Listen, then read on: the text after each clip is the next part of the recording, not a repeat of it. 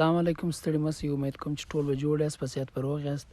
د نن د ویډیو چې کوم زموږ ټاپک دی هغه د خلیل جبران د پرافټ په نامه چې کوم ناول دی د کوم چې موږ په تیره ویډیو کې ریویو واخیستې وله په هغه کې چې کوم مضمونونه بیان شوي دي نن به موږ د هغه مضمونو څخه څو مهمه مضمونونه راخلو چې زموږ د ژوند سره ډیر زیات تعلق لري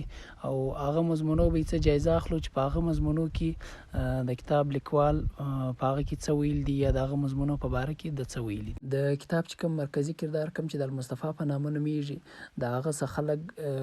د خپلو د ژوند چې کومې څانګې کومې شعبې یا خپل کوم د روزمره چارې چې کوم دي د هغه په باره کې د ده څه پوښتنې کوي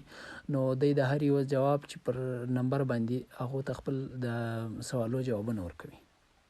په ولاړو کسانو کې یو سړی د ده څه پوښتنه کوي کوم چې یو استاد وي یو معلم وي هغه ورته ته وایي چې موږ ته د تعلیم یا د علم په باره کې څه ووایي چې په هغه په باره کې د ستا څه نظر دی د تعلیم یا د علم په باره کې. نو په جواب کې دی ورته وایي چې تعلیم یا علم چې کوم دی خاص کار علم یو داسې شی دی کوم چې د انسان په لاشعور کې د حواله سره موجود وي د پر دنیا علم چې کوم دی یا د پر دنیا چې ځان پوهول دی یا علم چې کوم موږ ته وایو هغه د ده په ذهن کې چا چې دی جوړ کړی دی کوم ته چې موږ خدای وایو هغه د ده په ذهن کې د ده په لاشعور کې د حواله سره په داسې حالت کې ایښی دی چې په نیمه ویده نیمه ویښ حالت کې دی کوم چې د سهار د خوب په رنګ وي یا د خوب په شان وي چې نیمه ویده وي نیمه ویښ وي. نو د هغه د راپورته کولو ضرورت وي کوم چې انسان په دنیا کې د کتابو له لارې د تجربې له لارې یا خاص کار د یو استاد د لارې دی د خپل په علم باندې ځان خبروي یا دی د علم راویښوي. نو په هغه کې در ډیره حده دی په د علم ځان پوه کړي در ډیره حده دسه د علم پاته سي د چې کوم طرف ته فوکس یا کوم طرف ته دیان د هغه طرف علم دی راویښ کړي چې کوم طرف ته د شوق یا د دیان یا کوم چې کوم فوکس هغه نه نو هغه د دسه پاته سي. نو د علم د راویښولو یا په ځان پوهولو د ګردو ښه لاره چې هغه یو استاد وي کوم چې دی په خبروي وده ته د هغه علم ته ور رسېدنګو یو لار وده ته ورښایي چې په کومه طریقه یا په کومه لار باندې دی د علم ځان په خبروي سي یا د علم اخیستی سي در لاسه کولی سي. نو په دې کې یو بل داسې شی چې یو انسان و دویم انسان ته هېڅکله خپل علم نشي ورکولی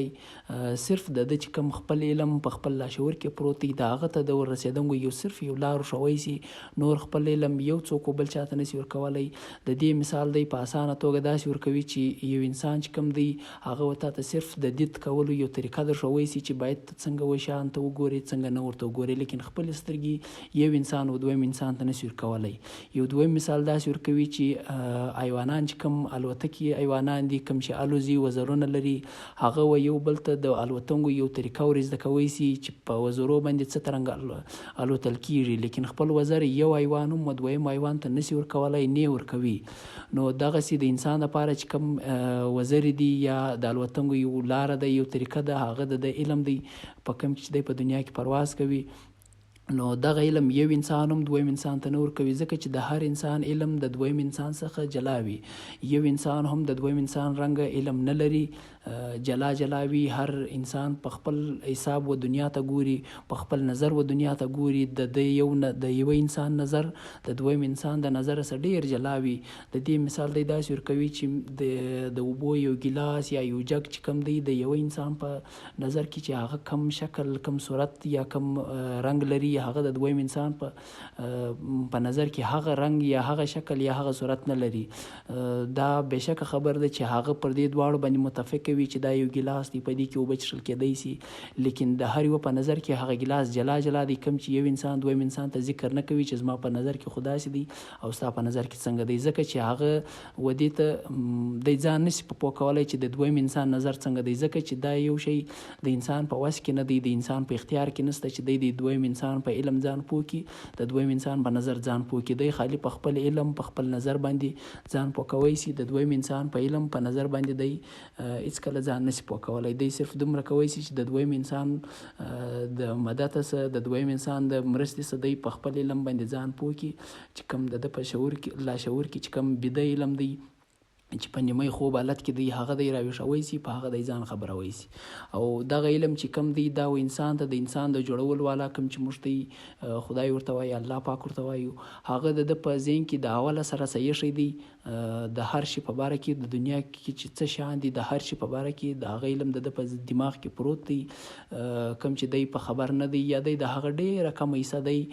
ځان په خبروي سي. کم چې د ساينس د لارې هم ثابته ده چې انسان خپل دماغ صرف چې زیات استعمال کړی دی هغه 8% دی، در هغه زیات د اوسه استعمال کړی نه دی. کم چې په ایوریج انسانان دي یا دغه انسانان چې کم زیاتره انسانان دي هغه 8% لا هم نه استعمالوي. نو د دې څه دا معلوموي چې د انسان په دماغ کې د هر شي علم پروت دی، دا د پورې کار لري، د پورې اړه لري چې د په څونه علم ځان خبروي او په څونه علم ځان نه خبروي.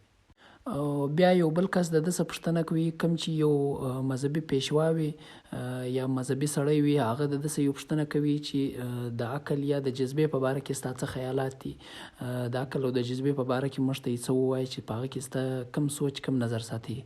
نو په جواب کې دی ورته وایي چې د انسان چې کم عقل او کم جذبات دي هغه همیش د یو بل سره په جګړه اخته وي، په جنگ باندې اخته وي. عقل خپله حکمراني غواړي او جذبات خپله حکمراني غواړي. او د عقل او د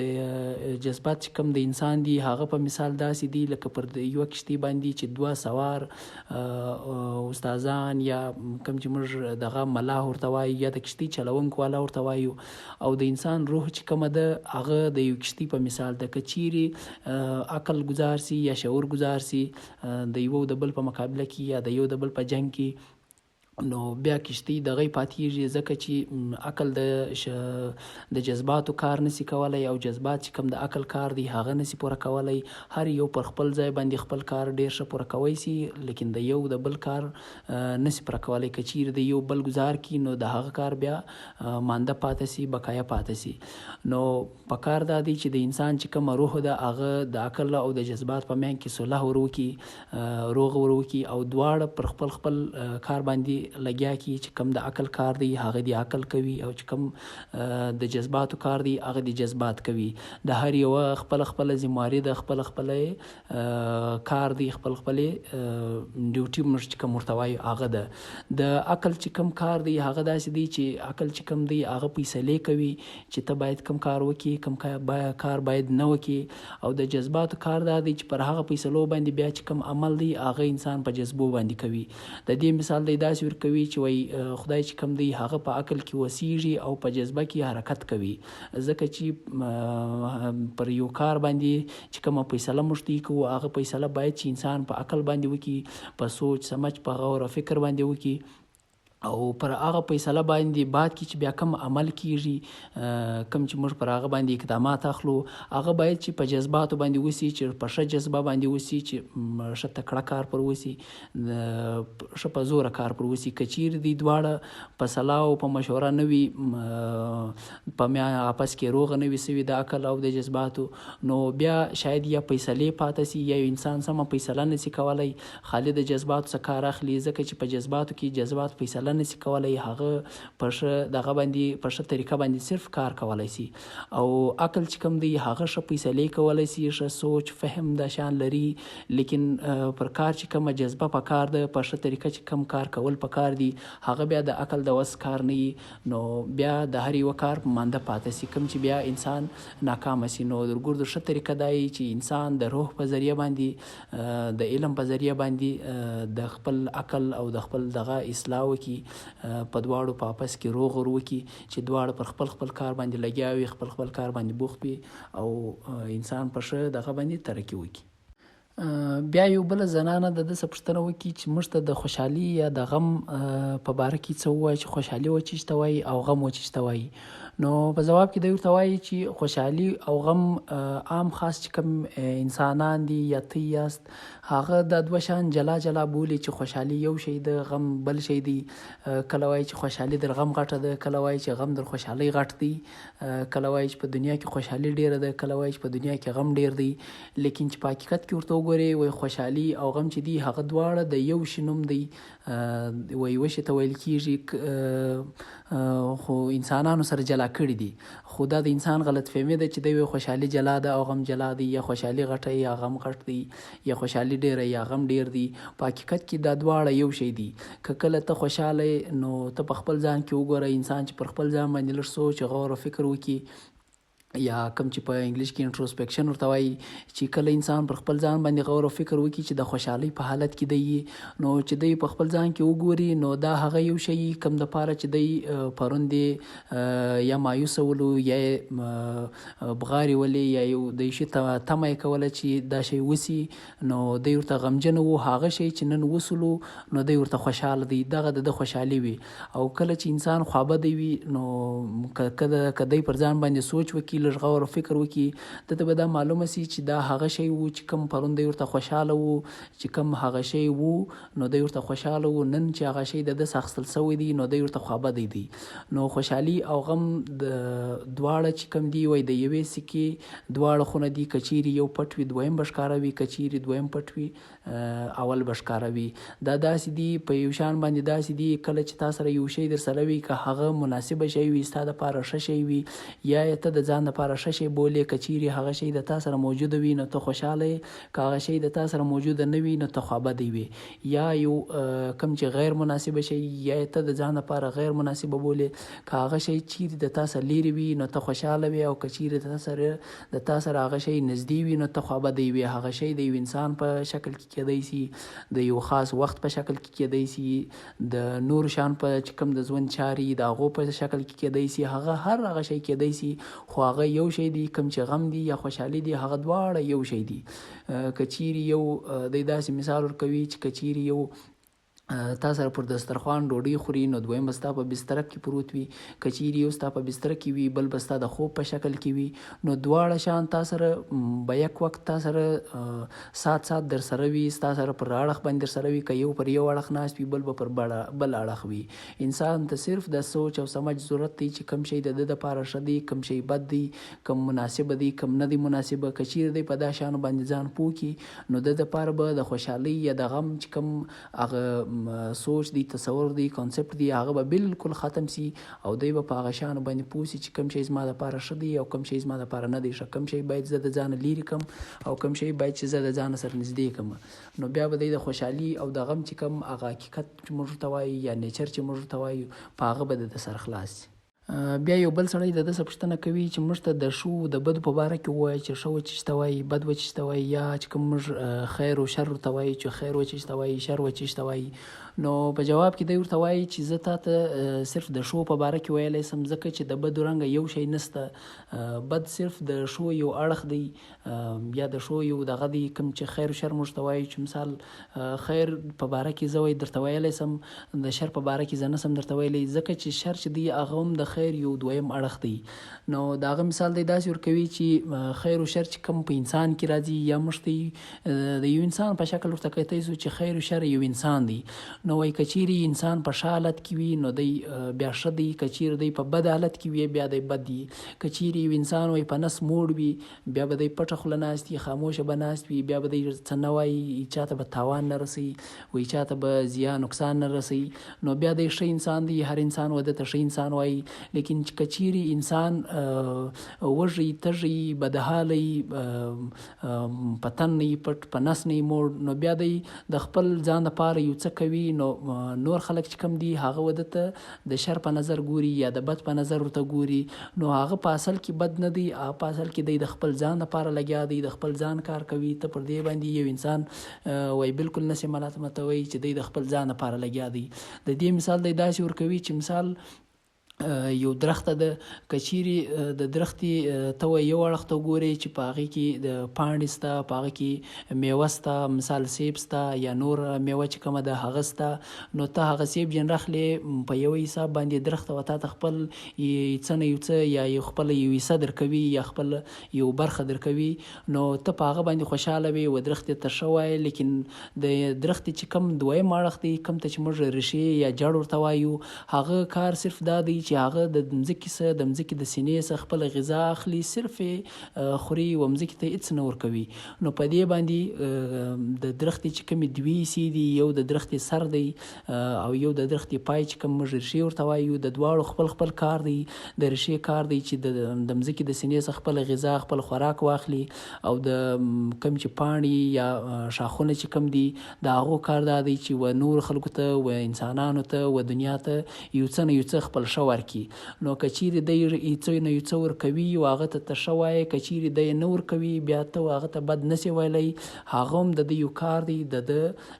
یو فریضه ده. که چیرې د انسان د بل انسان سره کومک کوي نو ته هغه ته ښه ویلی سي، که چیرې هغه کومک نه کوي هغه د ځانه سره کومک کوي نو ته هغه ته بد نسې ویلی. د دې مثال که موږ ته په خپله معاشره کې وګورو نو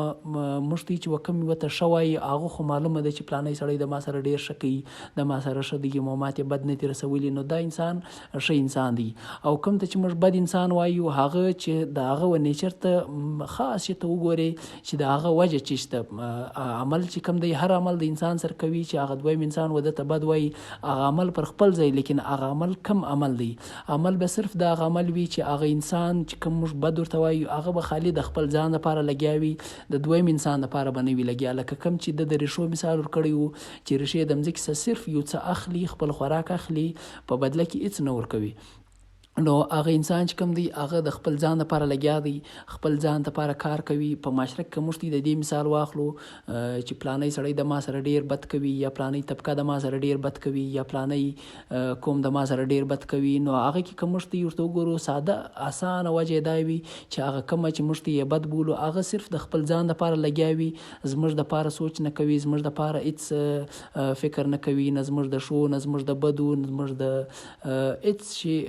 فکر نه کوي، خالي د خپل ځان په فکر لګیا وي، د خپل ځان په ګروم لګیا وي. نو په دې باندې موږ ته هغه ته بد وایو. نو د ده په حساب که چیرې دی ځان ته وګوري، دی وایي چې زه خالي د خپل ځان لپاره لګیا یم، په دې کې زما هېڅ بد نه دي، ځکه چې زه خپل ځان ته فایده رسوم. لکه ریښې چې د خپل ځان په ګټه لګیا دي دغه ترنګ هغه انسان هم د خپل ځان په ګټه لګیا وي. نو د دویم انسان لپاره بېشکه هغه بد دی، هغه شر ورته ویلی سي، لیکن هغه انسان په خپل ځان کې دی بالکل بد نه دی، بېشکه دی به ښه نه وي ځکه چې دی دویم انسان ته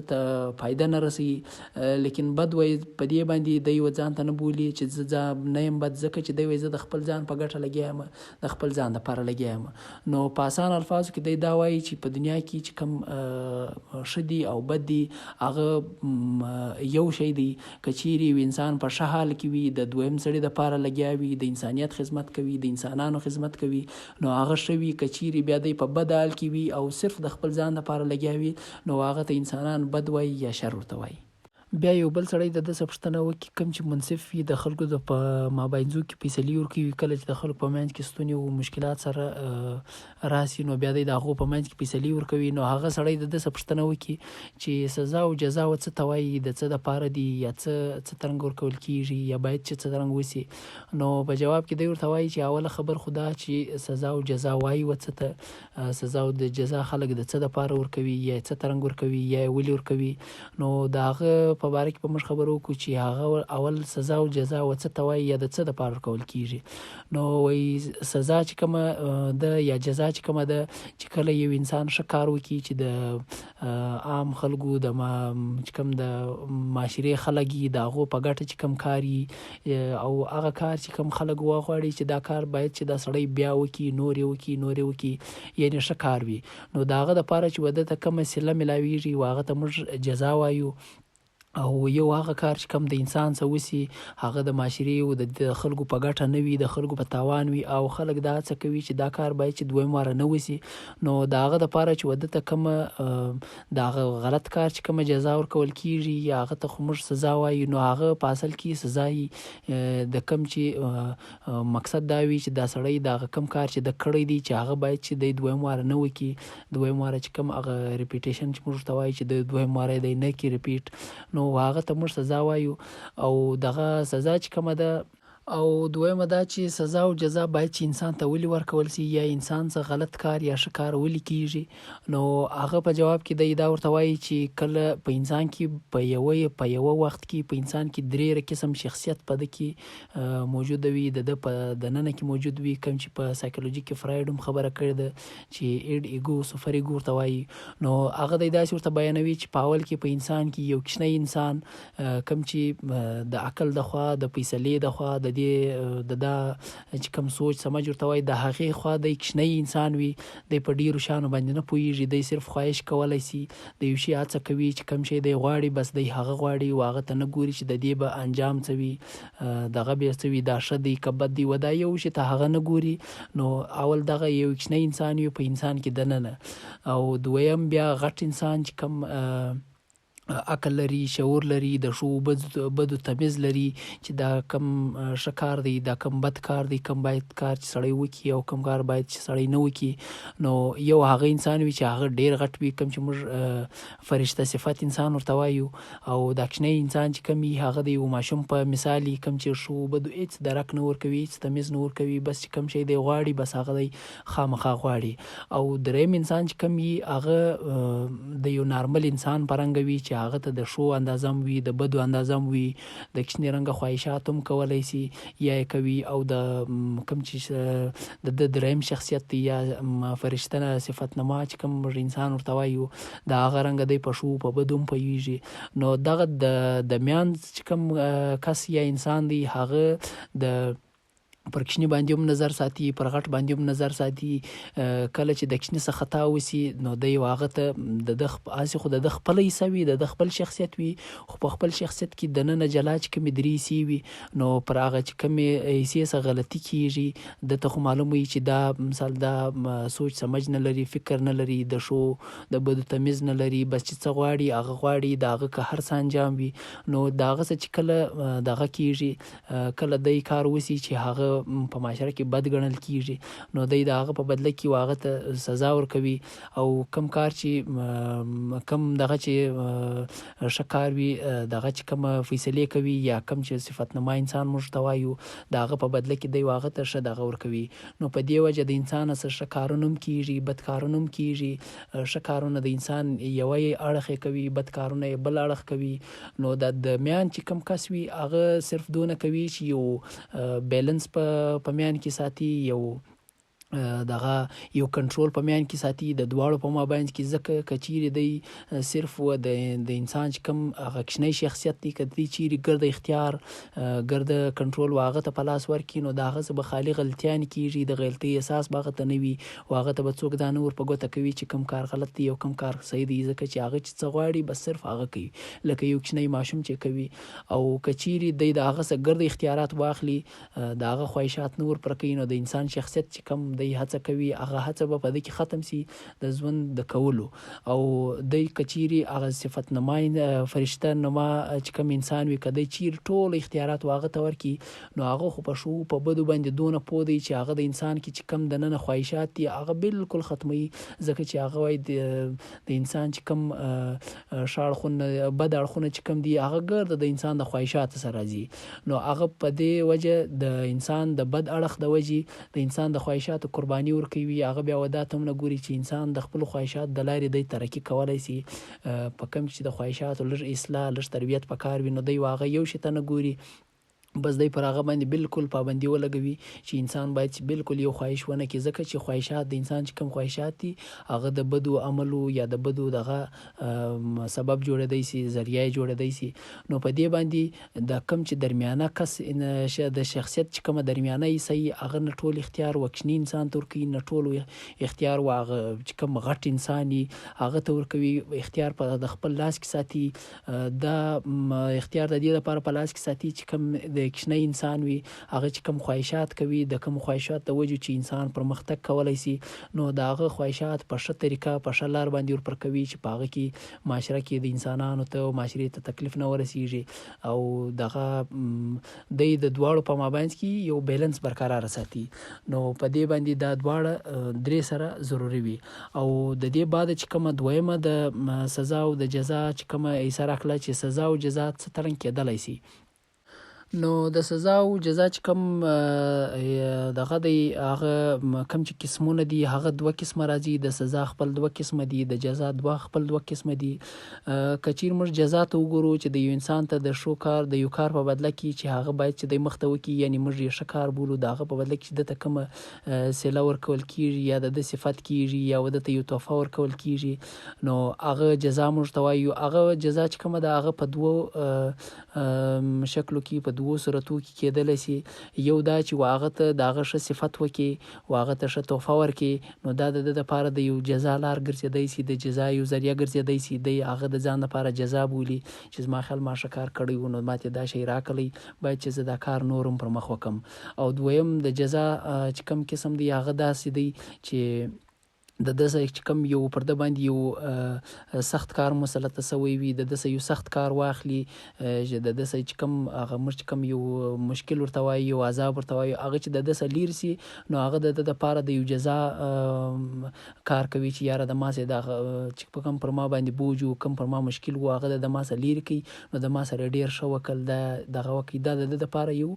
جزا ګرځېدلی سي. نو دا د جزا دوه قسمونه دي. یو جزا قسم دا دی چې واده ته یو څه ورکول چې د ده چې کوم کار کړی دی هغه باید چې دی مخ ته نور هم وکړي. او دویم د ده یو څه اخیستل چې هغه د ده دپاره د جزا ذریعه وګرځېږي چې دی ځان کې دا محسوسه کړي چې ما کوم کار کړی دی هغه باید چې زه نور وکړم. او بیا د سزا چې موږ پر سزا راځو چې د سزا هم دغه ترنګ دوه قسمه دي. د هغه ترنګ قسمونه دي چې ته واده ته یو داسې څه ورکړي، واده ته خشم وکړي، واده ته سزا ورکړي، واده ته سخت کار ور وسپارې چې هغه د ده دپاره د یو سزا ذریعه وي چې دی سزا تېره کړي چې کوم کار د کړی دی هغه د غلط کړی دی، باید چې دویم وار یې نه وکړي. نو هغه کار د ده دپاره غیر موضوع غیر مناسبه کار وي چې دی یې نسي کولی یا دی د ځان دپاره سخت بولي، نو په دې باندې هغه د ده دپاره سزا وي. نو یو انسان ته د انسان صفت کول، د انسان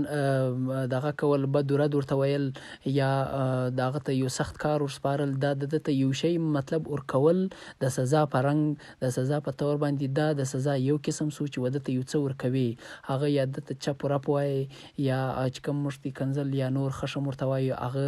ورته کول، یا واده ته یو دی کار ورسپارل چې هغه د ده دپاره د سزا یو ذریعه وي. او دویم د ده څه یو شی اخیستل، یو شی اخیستل داسې کوم چې موږ په جزا کې خبره وکړه چې د ده صفت کول، نو د ده صفت په سزا کې د ده صفت نه کوي او د ته ښه کارونه چې کوم دي هغه ګرده جن واخلي، یا د ده ته چې کومه تا تحفه ورکړې وي هغه جن واخلي، یا یو ښه کار دې ورسپارلی وي هغه ښه کار د ده څه واخلي، دی د هغه ښه کاره څه منع کړي چې دا کار ورته د سبا څه نه کوي، یا ښه ذمواري وي هغه جن واخلي. نو هغه د سزا یو دویم قسم دی. یعنې په سزا کې واده ته یو کار ورسپارل، یو الفاظ و کوم چې کلمات یا دغه چې موږ ته وایي لفظونه چې موږ ته وایي هغه واده ته ورسپارل، هغه د ده دپاره د سزا یوه قسم دی. او هغه دغه ترنګ یو کار د ده څه اخیستل، کوم چې ښه کارونه دي هغه چې د ده څه واخلي، نو په هغه کې دی دا محسوسوي چې یاره دا خو ښه شی و، دا خو ښه کار و، دا خو دا ښه تحفه وله، دا یې د ما څه ولې واخیسته، نو هغه د ده دپاره د یو سزا ذریعه وي. نو دا د سزا دویم قسم دی. بیا یو بل سړی د ده څه پوښتنه وکړي چې موږ ته د ازادۍ په باره کې څه ووایي، چې ازادي و څه ته وایي، غلامي و څه ته وایي. نو دی په ځواب کې ورته وایي چې انسان چې کوم سوچ ساتي چې ازادي هم یو شی دی چې د فلاني شي څخه ځان خلاص کړه، دا ازادي ده، د انسانانو د غلامۍ څخه ځان خلاص کړه، دا ازادي ده. د هر شي څه چې دی خپل د ده په غاړه کې چې کومه یو رسۍ وي، یو پنده وي، د هغه څه چې دی ځان خلاصوي یا د هغه د خلاصېدو سوچ کوي، نو دی وایي چې دا زما ازادي ده، زه به د داسې ځان خلاص کړم. هغه که ډېر شیان دي چې په هغه کې دی وایي دا ازادي ده چې زه د دې څخه ځان خلاص کړم. خو په حقیقت کې د ازادۍ پر نامه باندې په دنیا کې یو شی نشته، د ازادي د نوم رنګه یو شی په دنیا کې وجود هم نه لري، ځکه چې انسان همیشه غلام ساتل سوی دی، یا همیشه غلام دی. که څه د انسان چې کوم ژوند دی یا د ژوند چې کوم هغه خاصیت و نیچر موږ ته وایو هغه غلامي ده، ځکه چې انسان د خپل وجود غلام دی، د خپل جسم غلام دی، د وخت غلام دی، د خپل زوکړې غلام دی، د خپل مرګ غلام دی، د خپل سوچ غلام دی، چې کوم سوچ او فکر دی د هغه غلام دی، د کائنات غلام دی. د ده پر یو شي باندې اختیار نه چلیږي. ډېر شیان دي چې پر هغه باندې د ده څه هېڅ کنټرول هېڅ اختیار نشته، د ده پر دې اختیار نشته چې زه چیرې باید چې وضو کېږم، چیرې باید چې نه وضو کېږم، په کوم خاندان کې وضو کېږم، په کوم خاندان کې نه وضو کېږم، پر دې د ده هېڅ اختیار نشته. په کوم ساعت کې ومرم، په کوم ساعت کې به نه مرم، پر دې باندې د ده هېڅ اختیار نشته. پر کائنات باندې د ده هېڅ اختیار نشته. دا ترنګ پر ډېر شیان باندې د ده اختیارات نشته. نو دی د هر شي غلام دی. او کوم شي ته چې دی ازادي وایي هغه په حقیقت کې ازادي نه، هغه د ده اختیار دی. کوم چې د ده د انسان د جوړولو والا چې کوم موږ خالق ورته وایو هغه د ته ځینې اختیارات په ژوند کې ورکړي وي چې د دغه شیانو اختیار د تا سره شته او د دغه شیان د تا سره اختیار نشته. و کوم شي ته چې د ته اختیار ورکړی وي انسان و هغه ته ازادي وایي. نو هغه صرف ازادي نه، هغه صرف یو اختیارات دي چې هغه انسان باید چې په دنیا کې څه ترنګ ژوند وکړي، څه ترنګ ژوند نه وکړي، د چا سره ښه وکړي، د چا سره بد وکړي، کم سوچ باید د کم خلکو په باره کې کم سوچ وساتي، کم سوچ نه وساتي، ښه فکر او بد فکر. دغه شیانو باندې د انسان چې کم استوګه وي، د انسان چې کوم عمل وي پر هغه باندې د انسان اختیار ورکړی وي، په دې وجه باندې انسان ته سزا هم د هغه په باره کې ورکول کېږي، جزا هم د هغه په باره کې ورکول کېږي، ځکه چې د انسان پر هغه شی باندې اختیار وي چې د هغه شی باید چې وکړي کې نه وکړي، او کې کوي هم په خپل اختیار په خپله خوښه کوي، او کې نه کوي هم په خپل اختیار په خپله خوښه کوي. نو هغه په اصل کې یو اختیار دی، هغه ازادي نه ده. ازادي په دنیا کې ګس وایستنه که چیرې ته دا سوچ کوي، یو انسان دا سوچ کوي چې زه آزاد یم، زه د هر څه آزاد یم، زه د انسان غلامي نه منم، زه د خدای وجود نه منم، زه د کائنات اصل قوانین نه منم، زه د یو ملک د یو خاص طبقې د یو حکومت د دې یو شي غلامي نه منم. نو په حقیقت کې د په خیال باندې دی آزاد دی. نو که چیرې دی وایي زه آزاد یم، نو په حقیقت کې دی د ازادۍ پر نامه چې کوم د په ذهن کې یو خیال دی، دی د دغه خیال غلام دی، دی د دغه په خیال په دغه خیال پسې دی، د دغه خیال پیروي کوي چې زه آزاد یم، زه هیڅ نه منم. دا د نه منونکو چې کوم په د په ذهن کې یو خیال دی، دی په حقیقت کې د دغه خیال غلام دی، کوم چې د په خیال باندې ازادي ده، یعنی دی د ازادۍ غلام دی. نو چې په کم وای په اصل کې ورته وګورئ، نو د ازادۍ په نامه هیڅ نشته. کوم ته چې دی ازادي وایي هغه د سره صرف څه اختیارات دي، کوم چې د جوړولو والا وده ته ورکړي دي، د هغه اختیاراتو د وجې وده ته سزا هم ملاویږي، وده ته جزا هم ملاویږي. نو دا د انسان دغه د اختیارات ودې ته ازادي نشي ویل کېدی، ودې ته اختیارات ویل کېدی شي، ځکه چې ازادي مطلب د هر څه ځان خلاصول، د هر څه ځان خلاصول د انسان په وس کې نشته، د انسان په اختیار کې نشته. بیا یو بل مذهبي سړی د ده څه پوښتنه وکړي چې موږ ته د مذهب په باره کې څه ووایي، چې ستا په خیال باندې مذهب څه ته وایي، د انسان په ژوند کې د مذهب څه اهمیت دی، څه رول، څه کردار دی. نو دی داسې په جواب کې ورته وایي چې مذهب چې کوم دی د انسان ټوله ژوند پر مذهب باندې روان دی، د ژوند چې کومه طریقه ده هغه ته موږ مذهب ویلی سو. که څه هم یو انسان یو مذهب مني، بل انسان بل مذهب مني، خو مذهبونه چې کوم دي هغه ټول د یوې خوا سره راغلي دي، د یوه ذات سره راغلي دي. هر سړی په جلا جلا نومو باندې بېشکه ورته وایي، لیکن مذهبونه چې دي هغه ټول یو رنګه دي. دا د انسانانو د سوچ یا د کم علمي یو وجه ده چې هغه خپل مذهب ته ډېر ښه مذهب وایي، د بل مذهب ته کمزوري مذهب، بیکاره مذهب، یا په نور نومانو باندې ورته وایي. نو په حقیقت کې ټوله مذهب یو شی دي، د یوې خوا سره راغلي دي، د یوه ذات سره راغلي دي. کوم چې اول مذهب راغلی دي هغه کوم ذات چې راستولی دی د انسان د ژوند یو طریقه وای چې باید پر دا طریقه باندې انسان ژوند تیر کړي. نو بیا د انسانانو د غلط فهمۍ د وجې، د انسانانو د کم علمۍ د وجې هغو په هغه مذهب کې بدلون راوستلی وي، د ځانه یې نور شیان په ګډ کړي وي، نو بیا د هغه مذهب باندې عمل کول د هغه لپاره ممکنه نه وي. نو بیا دویم مذهب راځي په کوم کې چې بیا تغیرات یا تبدیلیانې یا بدلون راځي، نو بیا دریم مذهب په راځي، د بل مذهب ضرورت وي. نو په حقیقت کې که موږ چیرې مذهب ته وګورو، د انسانانو چې کوم مذهب ته ګوري هغه مذهب نه چې کوم یو انسان یو مذهب مني، بل انسان بل مذهب مني،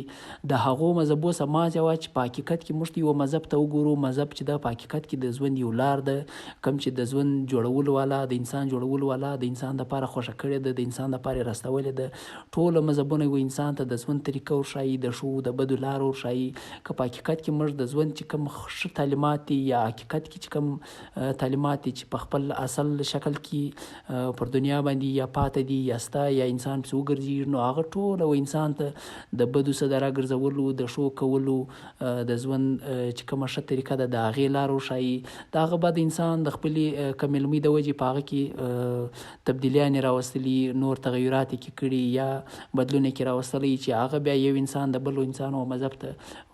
چپ و رپ وایي یا بد و رد وایي چې زما مذهب ډېر ښه دی، د ده مذهب نه دی ښه. خو په حقیقت کې مذهبونه ټول یو مذهب دي، د یوې خوا سره راغلي دي، د یوه ذات سره راغلي دي، او صرف د انسان دپاره یا خاص د انسان دپاره راغلي دي. او هغه چې کومه ده د ژوند د یو طریقه ده، د ژوند د هر لار چې کومه ده هغه په مذهب کې ده، د انسان پر ژوند باندې ډېر غټ اثر لري. د انسان سوچ د ژوند د مذهب نه دی خلاص، د انسان چې کوم کار دی، کوم په کومه پیشه یا په کوم کار باندې بوخت وي، دی لګیا وي، هغه د مذهب نه ده خلاصه. هر انسان په خپل ژوند کې مذهب راوستلی دی. که څوم کم خلک چې مذهب نه مني هغه هم پر مذهب باندې په غیر شعوري طور یا په لاشعوري طور باندې هغه هم پر مذهب باندې یقین ساتي، ځکه چې کم سړی چې د مذهب څخه انکار کوي هغه د په سوچ کې مذهب د کومه ځای سره راغلی چې ته د یو شي څخه انکار کوي، نو خو بیا هم د هغه د انکار دپاره هم د هغه وجود ضروري دی. نو د ده په لاشعور کې بیا هم د مذهب یو وجود سته چې د هغه څه بېشکه د انکار کوي، لیکن د ده په خیال خو یو وجود سته. نو هر انسان پر مذهب باندې یقین ساتي. د انسان ژوند ټوله ژوند د هر کوم د ده سوچ دی، د ده فکر دی، د ده خیالات دي، د ده چې کوم د ژوند عمل دی، دی چې په کوم کار لګیا دی، که سبق وایي که نور د ژوند چارې په مخ اخیستی دي، په هر شي کې مذهب پټ دی، په هر شي کې مذهب خپل عمل دخل لري. نو که چیرې انسان پر هغه باندې ښه عمل وکړي، پر هر چې کوم دی په خپل مذهب لګیا وي، که پر هغه ښه عمل وکړي، نو هغه د ژوند د ښه تېرولو یو لاره ده. بیا یو بل سړی د ده څه پوښتنه کوي چې موږ ته د مرګ په باره کې څه ووایي، چې ستا په خیال باندې مرګ و څه ته وایي، چې ژوند ختمیږي بیا مرګ راځي، نو مرګ و څه ته وایي. نو په ځواب کې دی ورته وایي چې مرګ چې کوم دی، د مرګ څخه انسان همیشه ویره کوي، انسان ځین ویریږي. د کومو خلکو چې عقیدې لږ پخې وي یا پر د مرګ بعد چې کوم ژوند دته په د مذهبي کتابو کې ویل سوي وي، که د ده چیرې پر هغه باندې پوخ یقین وي، پوخ ایمان وي، نو دی د مرګ څخه لږ ویره کمه وي، لږ وام یې کم وي، خو بیا هم د مرګ څخه دی بیریږي، د مرګ څخه دی یره کوي. هغه صرف په دې وجه چې دی په مرګ باندې ځان نسي پوه کولی چې مرګ په حقیقت کې وچیش ته وایي، مرګ په حقیقت کې په خپله چې دي هغه د ده چې کوم نیچر دی هغه څه ته وایي. او د انسان د ذهن یو داسې خاصیت دی چې په کوم شي دی ځان نسي پوه کولی، بیا د هغه شي څه دی ویره کوي، یا چې په کوم شي باندې د ده د پوهېدلو دغه وس نه خرڅي، یا دی وس یې نه لري، قوت یې نه لري، یا یې دغه ځان نسي په خبرولی، نو دی د هغه شي څه بیا ویره کوي. نو دا ترنګ مرګ هم په هغه شیانو کې راځي کوم شي باندې دی ځان نسي خبرولی، نو د هغه په نیچر د هغه چې کوم خاصیت دی په هغه باندې دی ځان نسي پوه کولی یا نه په پوهېږي، نو دی بیا د هغه څه ویره کوي. لیکن مرګ چې په خپله دی هغه صرف د انسان د تبدیلۍ، د انسان د بدلون یو لاره ده، یو وقفه ده چې انسان د یوه د ژوند چې کوم یوه برخه ده د هغه څه یوه دویم برخې ته دی اړوي. ځکه وایي د ژوند د انسان چې کوم ژوند دی هغه د ده چې کوم د زوکړې وخت دی د هغه څه مخکې شروع سوی دی، هغه یو وخت وي، بیا چې دی وضع کېږي د مرګ پورې بیا د دویم وخت وي یا دویم د ژوند شکل وي، د مرګ بعد چې بیا راځي هغه بیا د ژوند دریم شکل وي. نو مرګ چې دی هغه انسان د ژوند د یوه شکل څه د یوه صورت څه و بل چې کوم اړخ وي هغه ته یې اړوي. نو انسان هغه د کوم د مرګ بعد چې کوم مرګ دی و کوم ژوند ته بیایي، یا په هغه باندې ځان نسي خبرولی، نه په هغه ژوند دی ځان خبروی سي، نه چې کوم مرګ په خپله وچیش ته وایي په هغه دی ځان خبروی سي. نو په دې باندې دی د مرګ څخه ویره کوي. لیکن وایي مرګ چې دی په خپله د یو بدلون د یو تبدیلۍ نوم دی چې هغه د انسان د قید څخه خلاصي، د ده جسم چې وایي کم دی، د ده بدن چې کم دی هغه د خاورو سره خاورې سي، نو د ده روح چې کومه په د ده په بدن کې قید وي، د ده په جسم کې قید وي، هغه د قید څخه صرف خلاصوي و بلې دنیا ته و بل ژوند ته، د ژوند چې کوم را روان یا مخ ته پړاو وي و هغه ته دی بیایي. نو مرګ صرف وایي د هغه نوم دی، بل یو شی نه دی. نو انسان وایي د دې سوام کوي ځکه چې انسان په دې باندې د مرګ په خاصیتو یا د مرګ چې کوم نیچر یا قدرت موږ ته وایي په هغه باندې دی یا ځان نه پوه کوي یا نه په پوهېږي. بیا یو بل سړی د ده څه پوښتنه کوي چې وخت و څه ته وایي، د وخت په باره کې ستا څه سوچ او فکر دی. نو په ځواب کې دی ورته وایي چې انسان چې کوم دی و وخت په دوه نظره ګوري. اول نظر داسې چې اول دی د خپل بدن د خپل جسم په نظر ورته ګوري، لکه څنګه چې انسان اول لواره کوچنی وي، تازه دمه وي، بیا ځوان سي، بیا لږ قوتناکه سي، او د هغه څه بعد بیا پر ده باندې د سپینږیروالي یا د کمزورۍ وخت راځي. نو دی و وخت هم په داسې نظر ګوري چې یو تیر سوی وخت ولو، یو چې دا کم اوس موجوده وخت دی و ده ته چې کم حاضره وخت دی هغه یو هغه وخت دی د په هغه د شکل و صورت ورته ګوري، او یو چې کم را روان وخت دی چې د در اوسه نه دی لیدلی، نو دی د خپل بدن د خپل جسم په حساب ورته ګوري، لکه د ده کوچنیوالی چې تیر سوی وي، د ده ځواني د ده سره ورسره وي، او د ده سپینږیروالی چې کم راتلونکی وخت دی هغه د دی د هغه په انتظار وي. او یو دویم چې کم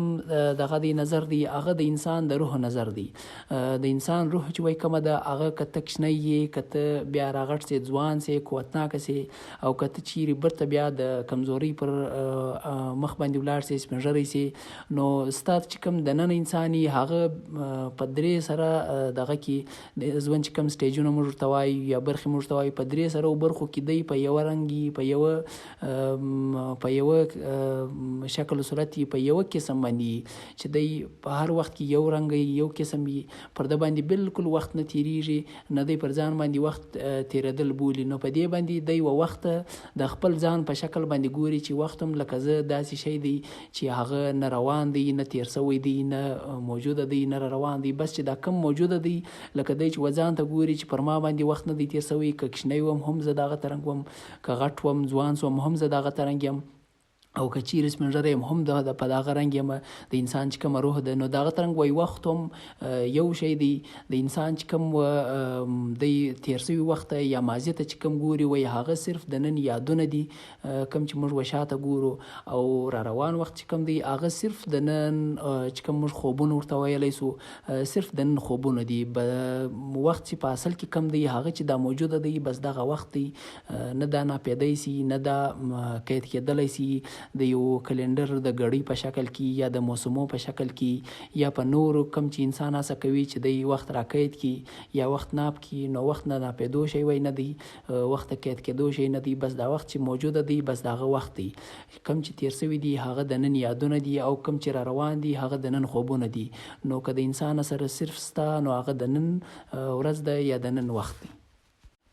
بیا یو بل سړی د ده څه پوښتنه کوي چې د کور و څه ته وایي، د انسان دپاره د کور څه اهمیت دی یا د کور په باره کې ستا څه خیالات دي. نو په جواب کې دی ورته وایي چې کور چې کوم دی انسان صرف هغه ځای ته کور وایي چې کوم یو چاردیواري چې په کوم کې دی اوسېږي، د کور د فیملي د خاندان اوسېږي. نو په حقیقت کې داسې نه ده، ځکه چې انسان په خپله د دوو شیانو څخه جوړ دی. یو دی په انسان په خپله روح هم دی، او انسان په خپله چې کوم دی د ده بدن دی هغه هم دی. یعنی یو ترنګ موږ ته چې کوم ماده ورته وایي هغه د انسان بدن چې کوم دی د مادې په شکل کې دی، او د انسان چې کوم روح ده هغه د یو انرژي په شکل کې ده. نو د انسان چې کوم بدن دی هغه ته د چاردیواریو د دې ضرورت دی چې د کور وي، د باندې د دنیا آباده وي، د یو خپله دنیا آباده کړې وي، دنیا یې جوړه کړې وي چې په هغه کې د کار د سکول یا د نورې د ژوند چې کوم چارې مصروفیت وي هغه د جوړ کړی وي ځان له جلا جلا. هر سړی جلا جلا خپل مصروفیت لري، خپل کار و کتار لري چې ګرده ورځ هلته کار کوي، بیا ماخستن د کور په لور راځي. نو د هغه ترنګ د انسان چې کومه روح ده هغه هم کور لري. هغه کور چې کوم دی هغه د انسان خپل چې کوم بدن دی هغه د روح هم ده، یو ترنګ د کپس هم دی په کوم کې چې هغه تړلی وي. نو د انسان روح چې کومه ده لکه څنګه چې انسان په دنیا کې ځان له خپله یو دنیا جوړه کړې وي، د خپل د ژوند چارې، خپل مصروفیت، خپل کار کتار یې کتلی وي، هغه ترنګ باید وایي چې انسان د خپل ځان دپاره چې کوم موږ تصوراتي دنیا ورته وایو، خیالي دنیا ورته وایو، هغه هم آباده کړي، په ښه طریقه یې آباده کړي. د ښه طریقه آبادېدو طریقه دا ده چې یا لاره یې دا ده چې علم حاصله کړي یا په خپل علم ځان پوه کړي، کتابونه ووایي، په دنیا په باره کې ځان پوه کړي، ځان خبر کړي. نو دا د روح دپاره چې کوم د روح غذا ورته ویلی سي، د روح مصروفیت ورته ویلی سي، د روح دپاره چې کومه دنیا دی جوړوي هغه د روح ضرورت وي. ځکه چې لکه څنګه چې انسان چې ګرده ورځ په یا په سبق باندې اخته وي یا په خپل کار او په ژوند باندې اخته وي، نو دی چې ګرده ورځ ستړی سي بیا دی کور ته د کور په تمه وي چې زه کور ته ولاړ سم. د هغه ترنګ د انسان روح هم په دا تمه وي چې خپل جسم ته واپس ولاړ سي. نو هغې ته هم د یو دنیا ضرورت دی، د یو مصروفیت ضرورت دی چې هغه هم ځان مصروفه وساتي، ځان ستړی کړي، کار وکړي، په دنیا کې خپل یو رول ادا کړي، نو واپس کور ته راسي. نو په دې باندې د انسان چې کوم دی دوه کوره دي، یو چې کومه دی چاردیواري ورته وایي، او یو چې د خپل بدن دی، خپل جسم دی، هغه هم د کور دی، د روح کور دی، د روح یو ترنګ قید هم ورته ویل کېدی شي چې په هغه کې دا قید وي. نو دا د کتاب یو څو مهمه موضوعات ولو. د کتاب چې کوم ټوټل موضوعات 14 موضوعات د هغو څخه موږ یو څو مخصوصه موضوعات راخیستي وو کوم چې زموږ په حساب باندې لږ مهمه موضوعات ولو. ټول موضوعات په دا یوه ویډیو کې بیانول شاید لږ مشکل وي ځکه چې د هغه څه بیا ویډیو غټیږي. نو د ویډیو د مختصره ساتلو لپاره موږ یو څو موضوعات راواخیستل. امید کوو چې ستاسو به د ټولو خوښ شوي وي.